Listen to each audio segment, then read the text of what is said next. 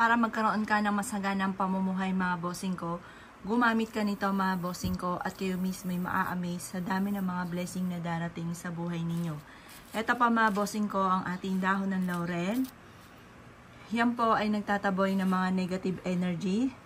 Ito pa mga bossing ko ang ating bigas na sa pulpo ay subok na po ito na ginagamit ng mga pampaswerte mga bossing.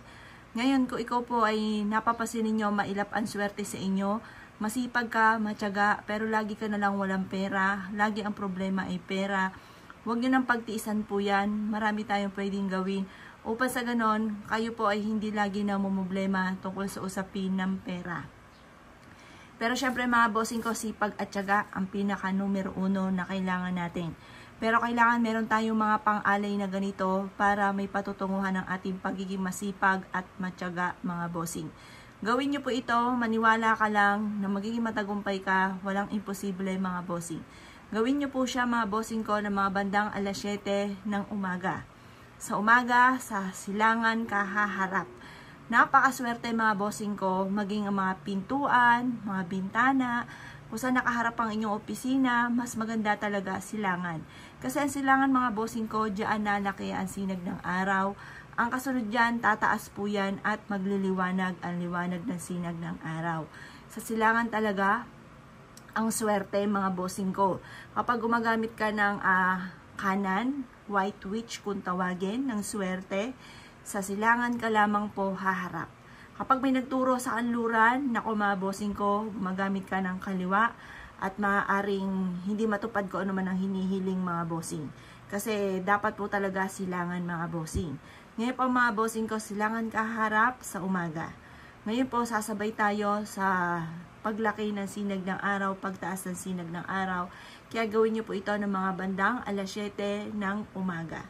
Ngayon, magwi-wish ka po dito, sabihin nyo sa pamamagitan ng pampaswerteng ito, ay makakamit ko ang lahat ng aking mga pinapangarap. Siksik-liglig at umaapaw at napakaraming blessing ang darating sa buhay ko. Ganon ang mga pagwi-wish na walang gamit na sana, direct to the point mga bossing. Tapos, gagamitan natin ito ng dahon ng laurel. Ang dahon ng laurel, subok na po ito at ako po isa sa mga magpapatutuo po dyan na napakaswerte ng dahon ng laurel. Marami nang patutuo sa akin ng dahon ng laurel. Kaya, sako-sako ang dahon ng laurel ko mga bossing ko at kapag ako'y nagpapausok, ay magmumula ako sa may main door, papasok na aming tahanan, nakaharap ako sa gawing silangan. Ngayon pa mga bossing ko, ang gagawin nyo lamang, magwi-wish ka mga bossing ko habang itinutusok natin to sa dahon ng, sa bigas natin mga bossing, ang dahon ng laurel. Ngayon pa mga bossing, sabihin nyo po dito sa pamamagitan ng sipag at tiyaga at pananalig sa mahal na Panginoon ay makakamit ko ang lahat ng aking mga pinapangarap. Siksik-liglig at umaapaw at napakaraming blessing araw-araw na darating sa akin. Ngayon pa mga bossing, may mga durog na dahon ng laurel ako na pangsilab, pagpapausok. Tapos, meron naman ako mga buo na kagaya nito ng dahon ng laurel at marami rin akong puno ng laurel mga bossing. Proven na napakaswerte po niyan. Basta't may 100% kang paniniwala, dagdagan nyo pa ng sipag at tiyaga, walang imposible. Basta positive ka lamang, makakamit nyo kung ano man ang inyong mga pinapangarap. Ngayon pa mga bossing ko, sabihin nyo po, magkakaroon ako ng maraming pera araw-araw. Siksik-liglig at maraming blessing ang darating sa akin. Makakamit ko ang lahat ng aking mga ninanais. Magkakaroon ako ng malaking benta. Kailanman ay hindi na ako mamumblema tungkol sa usapin ng pera. Ganun ang mga pagwi-wish mga bossing ko ha. Huwag kang gagamit na sana, direct to the point ang pagwi-wish mga bossing. Ngayon pa mga bossing ko, pagtapos nyo pong mag-wish, halimbawa may negosyo ka, banggitin yung pangalan ng inyong negosyo, sabihin nyo araw-araw ako magkakaroon ng malaking benta, hindi na ako mangungutang, makakabayad na ako sa lahat ng aking mga pagkakautang. Kailanman ay hindi na ako lagi namumblema tungkol sa usapin ng pampinansyal. Kasi itong ginagawa natin tungkol sa usapin ng pera ito para magkaroon ng masaganang pamumuhay. Para kung kayo po'y mananaya, pwede rin naman yung ticket ninyo ilagay nyo dito sa pinakailalim. Tapos i-wish po ninyo, sabihin yung numero ng inyo pong tinatayaan. Halimbawa ganito, kumuha ka ng isang malinis na papel. Or kaya yung ticket ninyo, banggitin ang pangalan, banggitin yung numero ng inyong tinatayaan. Halimbawa, sa numero 7, 8, 25, 38, 43, at 38. Mananalo na ako sa numerong yan ng jackpot. Ganun ang pag-wish mga bossing ko ha. Tapos sabi niya sa numerong ito, naalaga ko numero dito ako mananalo ng jackpot. Pagkatapos isiksik niyo dito ang ticket po ninyo. Huwag niyo kakalimutan, baka manalo po kayo mga bossing ko. Basta ugaliin nyo lang mga bossing ko, yung kung pag-trip lang ninyo mga bossing ko, yung pagtaya, parang masaya ka, gawin nyo po yung ganon. Pero kung parang wala ka sa mood, ayaw nyo tumaya, huwag pipilitin ang sarili. Ngayon pa mga bossing ko, ito po isa sa mga subok na napakaswerte.